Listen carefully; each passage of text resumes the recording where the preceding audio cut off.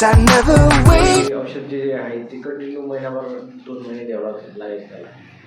महिनाभरात ते बसायचं आणि 15 दिवस महिनाभर थांबला का अजून सर्दी व्हायची. सर्दी बसली का मग खोकला होऊन जायचा. मग खोकल्यासाठी अजून ट्रीटमेंट करायचं. मग खोकला बंद झाला का अजून सर्दी चालू होऊन जायची. हे अल्टरनेट चालू होतं ते. त्याला या बाबतीमध्ये साधारण तो तर हॅरेज झालाच 1-1.5 वर्ष बरोबर. त्याचं वेट कमी होऊन गेलं. एकदम 14 किलो. फुल्यासारखं होऊन गेलं. मग आता त्याला तुम्हाला 1च महिन्यामध्ये होमिओपॅथी आणि ॲलोपॅथीचा फरक काय दिसला बा? 1 महिन्यामध्ये म्हणजे त्याला कुठल्या प्रकारचे बाकीचे काही त्रास वगैरे तर काही झाला नाही होमिओपॅथीमध्ये.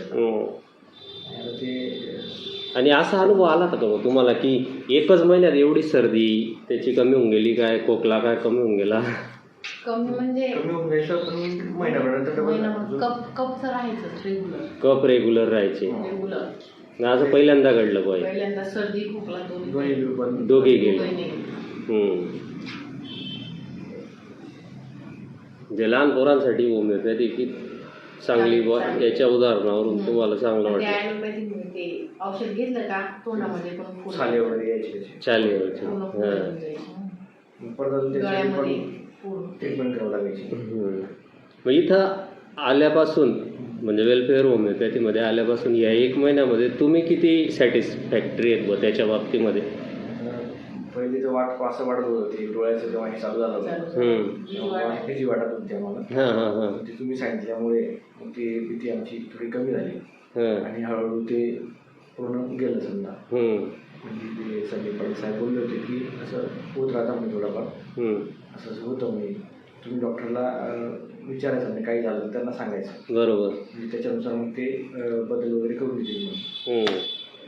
तसं आपण तुमच्याकडे आणून दाखवलं होतं त्याला. आता ते डोळ्याचं पण फेरच गेलं.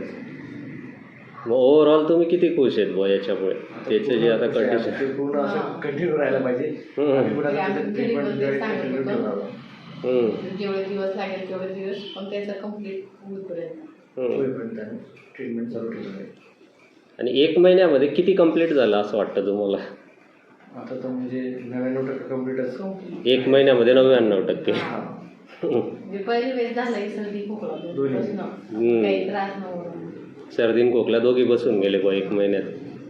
सकाळी उठून असा गळा धरून घ्यायचा तो पाणी सुद्धा नाही घेऊ द्यायला सकाळी.